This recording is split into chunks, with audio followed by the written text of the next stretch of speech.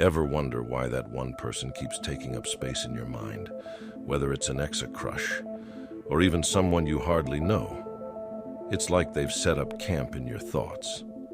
No explanation, no invitation, just endless mental cameos you never agreed to. Well, it turns out this isn't just a random glitch in your brain's software.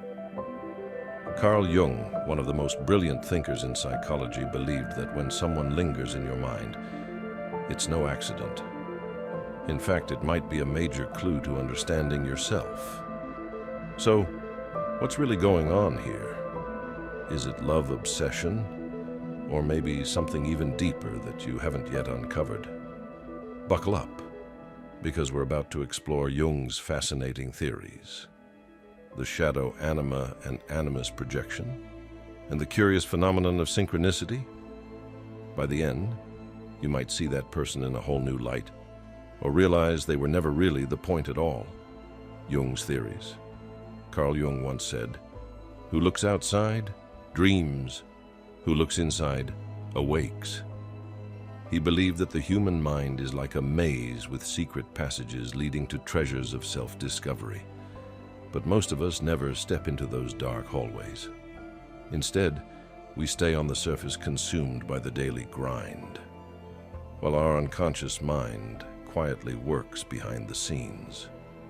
When someone keeps resurfacing in your thoughts, Jung believed it's no coincidence. It's a wake-up call from the unconscious. Think of your mind as an iceberg. The visible tip is everything you're aware of, your conscious thoughts, feelings, and memories. But the vast hidden portion below the surface, that's your unconscious, where most of the action happens. That's where your hidden desires, unresolved emotions, and forgotten fears reside. So when someone keeps showing up in your mind, it's often because they've stirred something buried deep in that unseen realm. Maybe they said something that resonated with an old experience, or perhaps they embody something you're yearning for. According to Jung, these aren't accidents, they're signals. But don't worry. It doesn't mean you're stuck thinking about them forever. It just means it's time to listen to what your mind is trying to reveal. The shadow theory. Meet your shadow. And no, it's not the thing you see on the sidewalk. It's the part of your psyche that you'd rather not face. Jung described the shadow as everything you've repressed, denied, or ignored because it clashes with your ideal self-image. And here's the twist. The people who occupy your thoughts might actually represent your shadow in disguise. Maybe you admire someone's boldness because deep down you struggle with self-confidence. Or perhaps you're drawn to their originality because you've neglected your own creative side. On the flip side, someone might drive you crazy because they reflect traits you refuse to admit. You possess like arrogance or recklessness. Jung believed our relationships with others are often mirrors of our relationship with ourselves. When someone takes up mental space, they might represent a part of your shadow that needs attention. It's like your unconscious is waving and saying, "Hey, it's time to deal with this." Recognizing this can be incredibly freeing, instead of obsessing over why you're thinking about them. You can start asking, what part of me are they showing me? And how can I grow? From this, the shadow isn't something to fear, it's something to understand.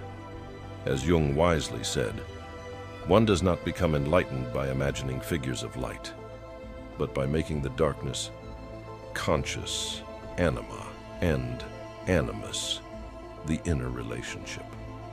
Now let's dive into two of Jung's most intriguing ideas. The anima and animus, these archetypes represent the feminine and masculine dimensions of our psyche, and they heavily influence how we relate to others. The anima is the inner feminine in men, while the animus is the inner masculine in women. But don't get caught up in gender labels. These are symbolic energies that everyone carries regardless of identity. So, what does this have to do with someone living rent-free in your mind? Well, according to Jung, when you're fixated on someone, it's because they resonate with your anima or animus. Maybe they align with your subconscious image of an ideal partner, or they evoke qualities in you that you're not fully conscious of. For example, you might be attracted to their emotional depth because it reflects something you're craving in your own life. But here's the twist. It's not always about attraction. Sometimes the anima or animus creates illusions. You might project an idealized version of someone onto them, seeing them not as they are, but as your unconscious wishes them to be. And that can lead to some pretty mixed feelings. Understanding this dynamic can be transformative. Instead of asking, "Why am I so focused on them?" you can ask, "What part of me are they waking up?" It's a reminder that the people who take up mental space often reflect the deepest aspects of ourselves, the concept of projection. Here's where things get really fascinating. Jung believed that much of what we feel about others isn't really about them at all. It's about us. This phenomenon is called projection. Think of it like a mental movie screen. You take your feelings, desires, and fears and project them onto someone else, making them the main character. Let's break it down. Imagine you admire someone for their confidence in reality. It might be a quality you wish you had more of, or one you already have, but haven't fully embraced. Or maybe someone irritates you because they remind you of something you're trying to avoid in yourself, like being overly critical or emotionally detached. Whatever the case, your unconscious uses them as a mirror, reflecting parts of yourself that need attention. Here's the tricky part. Projection feels incredibly real. You might think they're amazing or unbearable.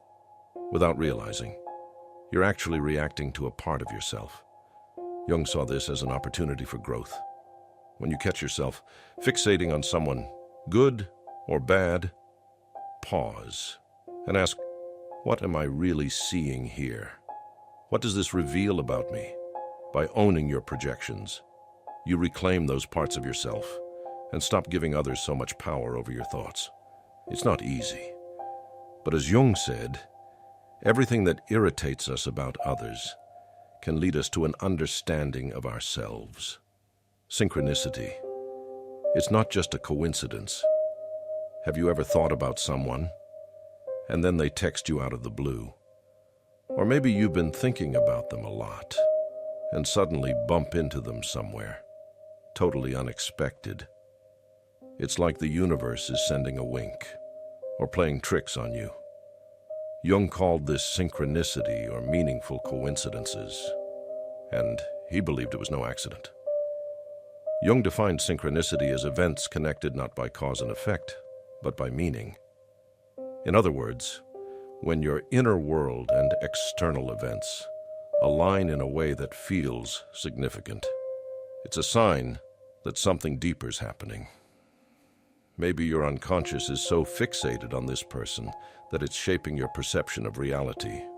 Or maybe there's a larger unseen force at work, linking your inner and outer experiences. But here's the key. Synchronicity isn't just a random fluke. Jung believed it's a moment of insight, a chance to reflect on why this person is showing up in your life and what you're meant to learn from them. Are they highlighting an unresolved issue, representing a path you're hesitant to take, or simply reminding you of your own power to create meaning? The next time something synchronistic happens, don't dismiss it as coincidence. Take it as a gentle nudge from the universe or your unconscious to dig deeper, as Jung put it. Synchronicity is an ever-present reality for those who have eyes to see how to decode your thoughts. So now that we've broken down the theories, you're probably wondering what to do when someone refuses to leave your mind. Jung's ideas aren't just intriguing. They're practical tools for self-discovery and personal growth. Here are 3 steps to decode what your mind is trying to tell you. Step 1. Reflect. Start by asking yourself what emotions come up. When I think about this person, are you inspired by their boldness, irritated by their indifference, drawn to their sense of adventure? Identifying your feelings is the first step to figuring out what they symbolize. Step 2. Analyze, dig deeper into what those emotions reveal. For instance, if you admire their creativity, it might mean you're longing for more of that in your own life. Or if their rejection stings, it could be pointing to an old wound around self-esteem. Try journaling or meditating on these questions to uncover deeper insights. Step 3. Act. Use these revelations to grow. Maybe it's time to build your confidence, embrace your creative side, or heal old emotional scars. Remember, it's not about changing them. It's about transforming yourself by decoding your thoughts. You can turn an obsessive mental loop into a map for self-improvement, as Jung said. Until you make the unconscious conscious, it will direct your life and you will call it fate. So don't let your thoughts run the show. Take charge and discover what your mind is really trying to tell you. Our minds are like treasure maps, with every thought and feeling leading us closer to understanding who we truly are. When someone keeps living rent-free in your head, don't brush it off. See it as an invitation to explore the depths of your unconscious and unlock hidden parts of yourself. Because in the end, it's not really about them. It's about you. The people who linger in our thoughts are often the keys to our growth. So take a deep breath, dive in, and uncover what your mind has been trying to show you all along.